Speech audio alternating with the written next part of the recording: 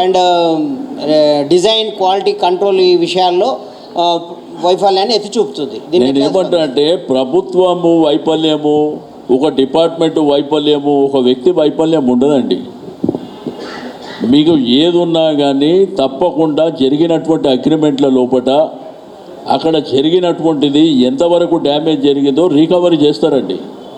దాంట్లో అగ్రిమెంట్లలో ఉన్నటువంటి ఇదే ప్రాజెక్టు కాదు, ఓవరాల్గా ఏదైనప్పటికీ.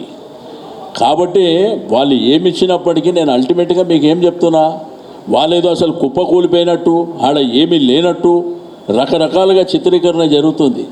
అందుకే మీరు ఒక డెలిగేషన్ పోయి వస్తే బాగుంటుంది అనేది. డ్యామేజ్ ఏదైనా జరిగితే తప్పకుండా మరి ప్రభుత్వం తీసుకునేటువంటి యాక్షన్స్ ఉంటాయి, దాంట్లో అనుమానం ఏముంటుంది. రైట్. మినిస్టర్ గారు గోపరాజ్ అండి. సో ఇప్పుడు ఈ తెలంగాణ ఎలక్షన్స్లో బీసీలు ఓట్లు చాలా కీలకం కాబోతున్నాయి.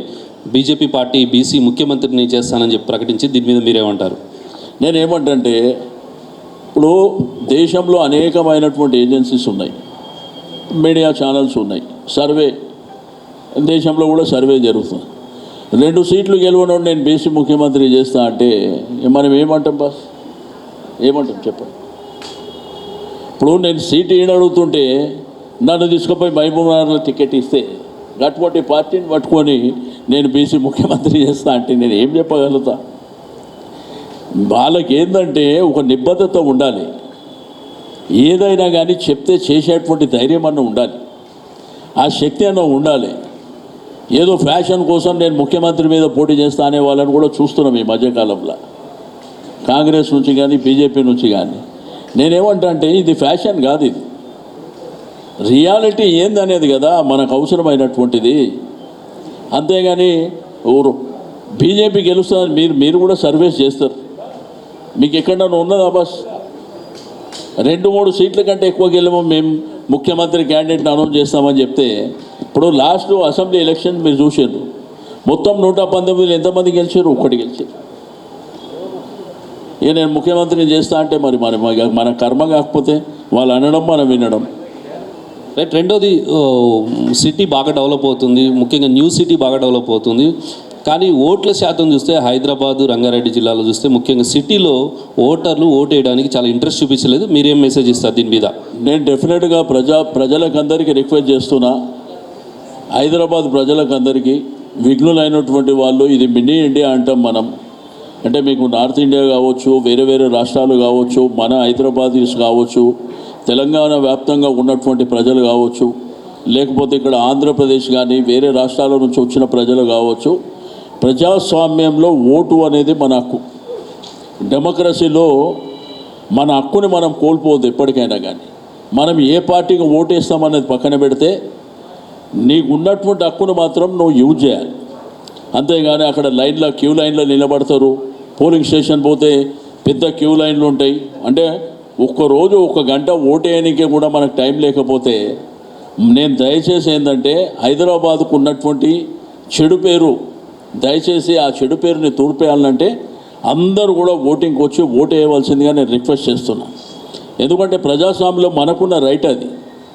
మన రైటును మనం కోల్పోయి మన దగ్గర ఉన్నటువంటి సమస్యలని వేరే టైంలలో వచ్చి ఈ సమస్య ఎందుకు చేయాలి, ఆ సమస్య ఎందుకు చేయాలి అంటే ఫస్ట్ మనం ఓటు వేస్తున్నామా లేదా అనేది కూడా దయచేసి అందరూ కూడా దీన్ని గుర్తుపెట్టుకొని వచ్చే నెల 30 తారీఖు నాడు తప్పకుండా మీ ఓటును మీరు కంపల్సరీ వేయాలని చెప్పి నేను ఈ సందర్భంగా రిక్వెస్ట్ చేస్తున్నాను.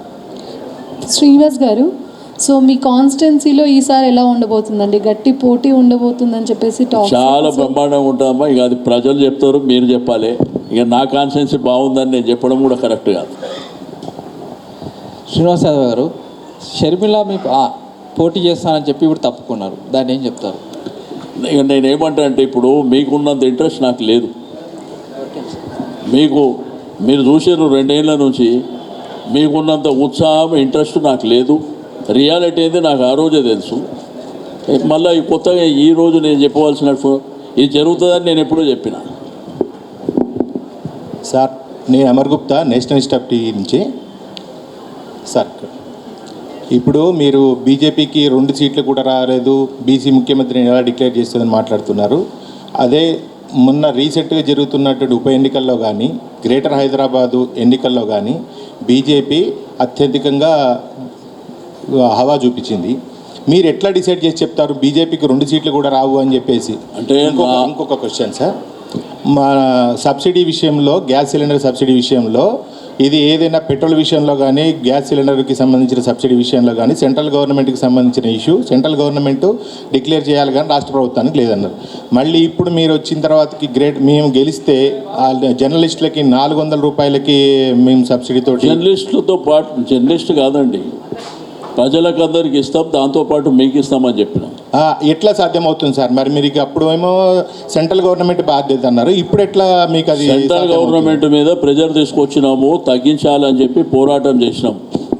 బట్ సెంట్రల్ గవర్నమెంట్ అదే రేటుకి ఇస్తే దాన్ని బేర్ చేయడానికి స్టేట్ గవర్నమెంట్ బేర్ చేస్తుందని చెప్పినాం.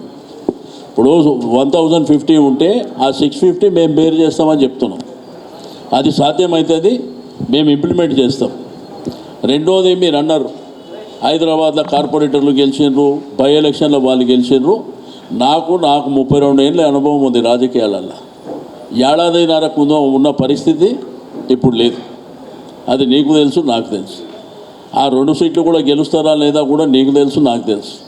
1.5 year కింద ఉన్న పరిస్థితి వేరు, ఇప్పుడు ప్రజెంట్ ఉన్నటువంటి పరిస్థితి వేరు.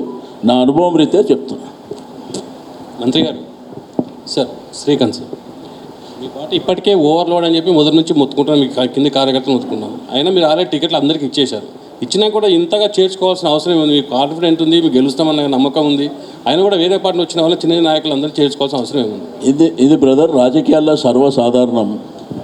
మీకు ఎప్పుడైనా కానీ రాజకీయాలు ఎలక్షన్లు వచ్చినప్పుడు ఇది సర్వసాధారణంగా జరుగుతుంది. బట్ ఇంకోటి ఏంటంటే, మీకు ఒక వ్యాలిడ్ పాయింట్ ఏంటంటే, మీరు ఇప్పుడు ఎందుకు చేర్చుకుంటున్నారంటే, మా దగ్గర టికెట్లే లేవు.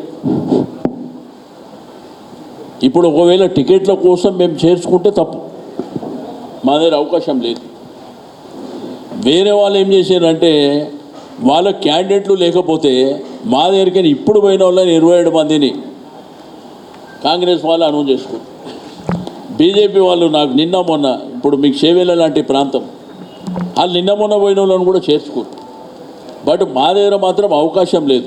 ఎవరన్నా పార్టీకి సేవ చేస్తామని వస్తే చేర్చుకుంటాం తప్పకుండా ఫ్యూచర్లో వాళ్ళకు ఇచ్చేటువంటి రెస్పెక్ట్, గౌరవాన్ని తప్పకుండా ఇస్తాం. సార్ నమస్తే. సార్ నమస్తే, నా పేరు Bhaskar sir, V5 news.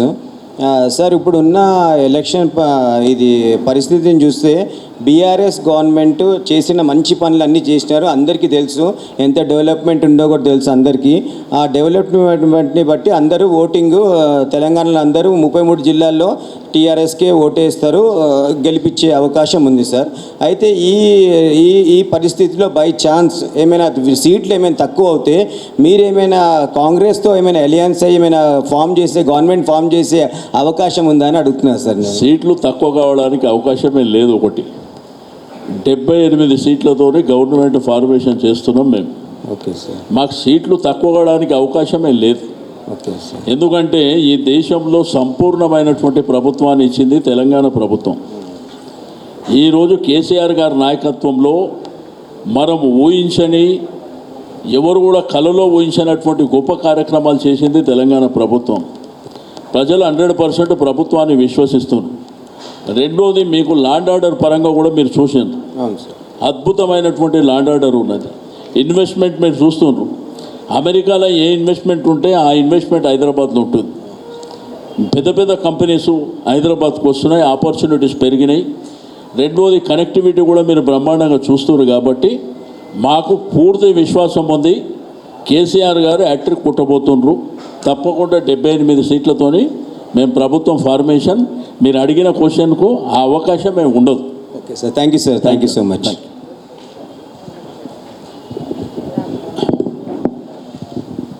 Hello sir, కేంద్రం మహిళలకు ఆమోదం పలికింది కదా, 30% రిజర్వేషన్. సో మొన్న రీసెంట్గా అభ్యర్థుల లిస్ట్ అయితే ప్రకటించింది కేసీఆర్ ప్రభుత్వం. మరి ఎందుకు మహిళలకి మీరు 30% అంటే ఎందుకు అంత ప్రాధాన్యత ఇవ్వలేదు ఈ అభ్యర్థుల లిస్టులో? అంటే నేనేమంటామా, ఇప్పుడు ఎలక్షన్ డ్రామా కోసము తూతూ మంత్రంగా ఎమర్జెన్సీ పార్లమెంటు పెట్టి, మహిళా బిల్లు పెట్టి ఏదో డ్రామాలు చేశారు. ఇప్పుడు సీట్లు ఇచ్చే అవకాశం వాళ్ళకే వచ్చింది కదా. ఆడ బీజేపీ ఆఫీస్లో మహిళలంతా గొడవ చేస్తారు ఇప్పుడు.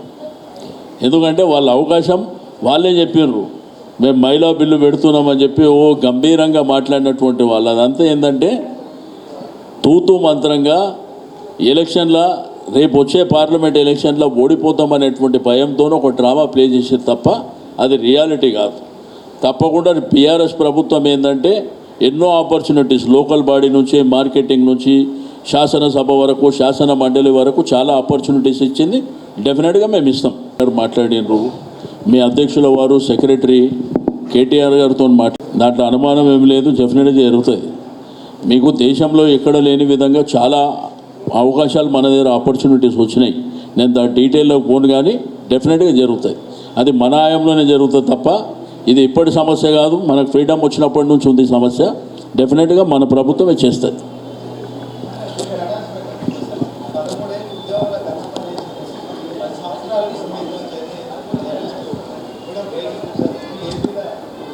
జర్నలిస్టులకు సంబంధించింది ఇళ్ల స్థలాలు ఇస్తామని చెప్పి క్యాబినెట్ ఆమోదం చేసింది. ఇప్పుడు ఏదైనా మనం ప్రతిదీ ఏపీని కంపారిజన్ చేస్తే నేనేం మాట్లాడలేను.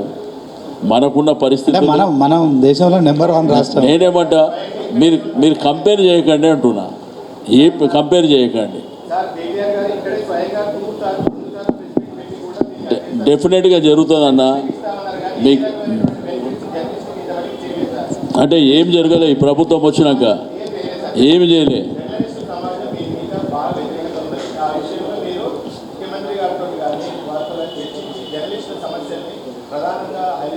డెఫినెట్గా మాట్లాడతానా, దాంట్లో అనుమానం ఏం లేదు, నేను మాట్లాడతాను. శ్రీనివాస్ గారు, ఇప్పుడు ఎవరైతే క్వశ్చన్ చేశారో ఆయన తెలంగాణ ఉద్యమంలో చాలామంది తెలంగాణకు ఎవరైతే వ్యతిరేకంగా మాట్లాడారో వీళ్ళందరూ డైరెక్ట్గా అటాక్కి వెళ్ళారండి. జర్నలిస్టులు అంత కీలకంగా ఇన్వాల్వ్ అయ్యారు.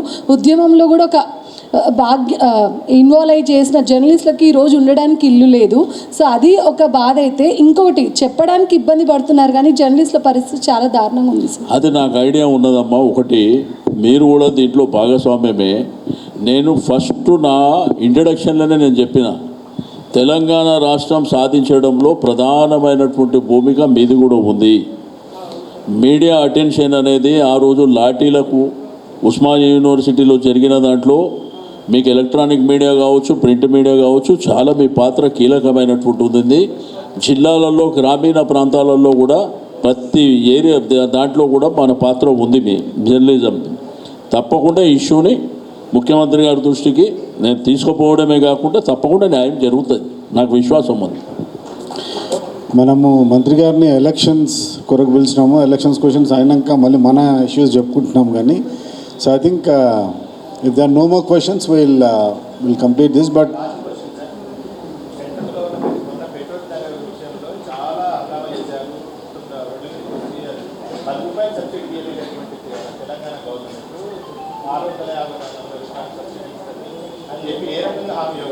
నేను ఏమంటా బాస్, ఇప్పుడు నేను ఏం మాట్లాడుతా అంటే, ఎలక్షన్ జరుగుతున్న సందర్భంలో నువ్వు ఎట్లా ఇవ్వగలుగుతావు, ఏమి ఇవ్వగలుగుతావు అంటే, ఈ దేశంలో తెలంగాణ రాష్ట్రంలో ఏమి జరగలేనట్టు మాట్లాడితే ఎట్లా? ఈరోజు డబుల్ బెడ్రూమ్ ఇల్లు 10 లక్షల రూపాయలతో కట్టినాం. ఎట్లా కట్టినామంటే 70,000 ఇల్లు కట్టినాం. ఏమి ఇచ్చింది రాసుకోండి రా, వెళ్ళి రాసుకోండి రా, ఏమి ఇచ్చిందో వేగంగా మాట్లాడకు. అవునండి, నేనేమంటున్నంటే ఆ బీజేపీ మంత్రికి, ఆ బీజేపీ ఎమ్మెల్యేలకే దమ్ము లేదు ఏమి ఇచ్చింది చెప్పనీకే. మీరు అడిగితే నేనేం చెప్పాలండి? ఏం అడిగినో నువ్వు అథెంటిక్ ఏమన్నా నీ దగ్గర ఇన్ఫర్మేషన్ ఉంటే చెప్తే నేను మాట్లాడగలుగుతా కదా. నువ్వు దాని సబ్సిడీ ఎట్లా ఇస్తావు అంటే, సెంట్రల్ గవర్నమెంటు వాళ్ళు ఇప్పుడు 1,050 రూపాయలకు అమ్ముతున్నారు సిలిండరు. తప్పకుండా 650 రూపాయలు మేము బేర్ చేస్తామని చెప్తున్నాం. ఏ పద్ధతిలో ఇస్తానని అడిగితే ఏం చెప్పాలి? డెఫినెట్గా బేర్ చేస్తాం మేము. అడగద్దని నేను అంటలేను బ్రదర్. నేను చెప్పేదేనమ్మా, నీవు అడిగే రైట్ లేదని నీకు చెప్తలే. నీకు అడిగే రైట్ ఉంది, అథెంటిక్ ఇన్ఫర్మేషన్తో అడగంటున్నా. వేగ్ అడిగితే నేను వేగ్ ఎట్లా చెప్పాలి? అది నేను అడిగేది. మీకు అడిగే రైట్ లేదని నేనేదో చెప్తా? కూర్చున్నామే, మీరు అడగడానికి నేను చెప్పడానికే కదా ఇక్కడ కూర్చుంది. ఓకే, థ్యాంక్ యూ మినిస్టర్ గారు. Will close this session. But నాదొక క్వశ్చన్ ఉంది ఫైనల్గా. ఐ థింక్ రాష్ట్రంలో కేసీఆర్ గారి తర్వాత అత్యంత సీనియర్ మోస్ట్ మంత్రి అంటే తలసాని గారే. దాదాపు 96 నుంచి ఆయన మంత్రిగా ఉన్నారు, రకరకాల హోదాల్లో పనిచేశారు. సార్ ఇప్పుడు ప్రధానమైన సమస్య ఒకటి అంటే పర్టికులర్లీ సిటీ బేస్డ్ ఒక క్వశ్చన్ ఒకటి ఏంటంటే తెలుగుదేశం ఇక్కడ పోటీలో లేకపోవడం, ఈ మధ్యన జరిగిన పరిణామాల్లో కొద్దిగా చంద్రబాబు నాయుడు గారు అరెస్ట్ కావడము, దాని తర్వాత ఇక్కడ వచ్చిన రియాక్షన్, తర్వాత గవర్నమెంట్ రియాక్షన్, ఇవన్నీ చూస్తే కొద్దిగా ఎక్కడో తెలుగుదేశం ఓటర్స్ మీ నుంచి కొద్దిగా దూరం జరిగే పరిస్థితి కనిపిస్తూ ఉందని అనిపిస్తుంది. సో వాళ్ళు 2018 నుంచి 14 నుంచి మీరు వాళ్ళు మీకు సపోర్ట్గా చేసినారు, బట్ ఈసారి వాళ్ళు జారిపోయే పరిస్థితి ఏమైనా ఉందా? అటువంటి సిచ్యువేషన్ ఏమైనా వస్తే మీరు దాన్ని ఏ విధంగా డీల్ చేయబోతున్నారు? అంటే ఏమన్నా దాంట్లో ఉన్నదే మేమే కదా, ఇక్కడ ఉన్నదంతా మేమే, దాంట్లో ఉన్నది మేమే, దీంట్లో ఉన్నది మేమే, ఆ ప్రాబ్లం ఏమి ఉండదు. Okay sir, thank you. చాలా సింపుల్గా డీల్ చేసినారు ఇంత పెద్ద ప్రాబ్లమ్.